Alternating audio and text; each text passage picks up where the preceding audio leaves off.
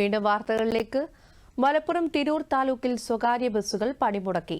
Police അന്യായമായി ഒരു സ്വകാര്യ ബസ് കസ്റ്റഡിയിലെടുത്തതിനെ തുടർന്നായിരുന്നു പണിമുടക്ക്. താലൂക്ക് പരിധിയിൽ മുഴുവൻ സ്വകാര്യ ബസ്സുകളും സർവീസ് നിർത്തിവെച്ചത് യാത്രക്കാരെ വലച്ചു.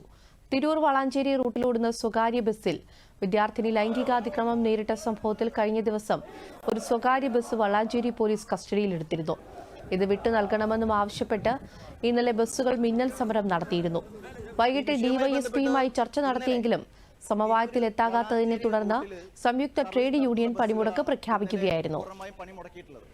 പക്ഷെ അതിനുശേഷം തിരൂർ ഡിവൈഎസ്പിയുമായി ബന്ധപ്പെട്ട് ഇവിടുത്തെ ഡിവൈഎസ്പിയുമായി ബന്ധപ്പെട്ട് നടത്തിയ ചർച്ചയിൽ പൂർണ്ണമായും ഈ മേഖലയോട്, ഈ തൊഴിലാളി വിഭാഗത്തോട് പൂർണ്ണമായും തൊഴിലാളി മേഖലയെ, ഈ തൊഴിൽ മേഖലയെ ഒരു സുരക്ഷയില്ലാത്ത രൂപത്തിലാണ് തിരൂർ ഡിവൈഎസ്പിയുടെ ഭാഗത്ത് നിന്ന് ഞങ്ങളോട് സംസാരിച്ചിട്ടുണ്ടായത്.